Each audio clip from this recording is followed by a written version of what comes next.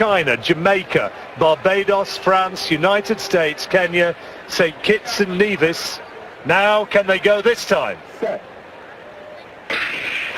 They do go this time.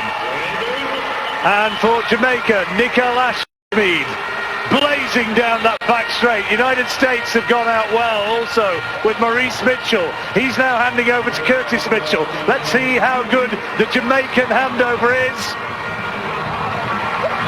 And it looks a decent one. United States and Jamaica into the straight, and on the outside also going well, St. Kitts and Nevis. They come down now with Lestrade Rowland handing on to Bridges Lawrence for St. Kitts and Nevis, but Jamaica and United States have the lead. St. Kitts and Nevis are up with them as they go around the back straight. Oh, there's an awful mess, and I think it's the Americans who've made a complete hash of it, and St. Kitts and Nevis still going really well down that back straight with Jamaica, this time with Jermaine Brown, who will be handing on to Johan Blake, and the two islands of the Caribbean are battling it out. St. Kitts and Nevis on the outside, and then comes Johan Blake, and Blake now blistering bend into the straight, accelerating away in the absence of Usain Bolt. This is the class act. He comes up towards the line. Is the world record going to go? He stretches for it across the line, and it is a new world record by 5/100ths of a second. Johan Blake has carried Jamaica to another brilliant world-beating performance. Stunning. His anchor leg was absolutely electric. St. Kitts and Nevis had run a great three first legs, and then on the anchor, Johan Blake was simply a different class. And there's confirmation, new world record. Well, you can take your pen out and you can put a big line through the names of Marsh, Burrell, Hurd and Lewis. Now, in sprinting terms, they are four legends of the sport, and you can replace it with Ashmead, Weir, Brown and Blake. It's been another statement from Jamaican sprinting. It'll mean so much that they've erased the names of four great Americans. Americans of what, 2 or 3 generations ago in sprinting terms.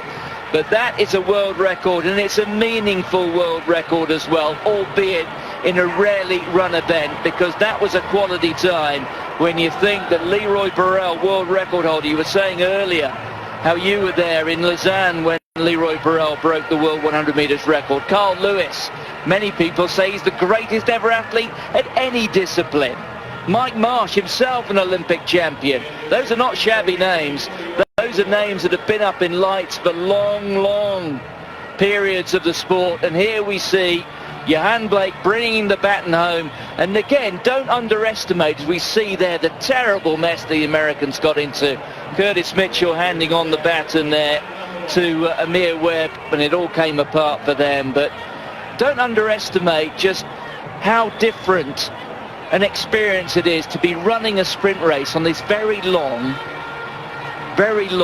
four-bend stagger. And no Usain Bolt. The big fella will be watching. Jermaine Brown just said, go, go. By golly, didn't he go? And look at the distance. They break the world record by 5/100ths of a second.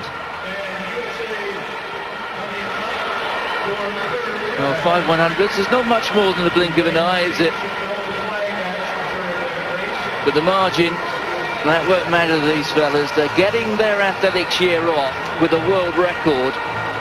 We're not yet into June. St. Kitts and Nevis, national record for them in second place. United States taking third. But they were the better part of a couple of seconds behind these guys. And the Jamaican celebrations will continue long and loud into the night. And let's be honest, John, it's what this event needed, isn't it, really? It needed world records. Because it comes here with no great history, inaugural event, of course, and 1 or 2 marks which really were ripe for improvement on the books. But the athletes who you think were capable of doing it, well, they put their best feet forward and they've done it. The Jamaican men who almost on an annual basis in recent years have been improving world records in the sprint relays. Well, they've done it here in the 4x200.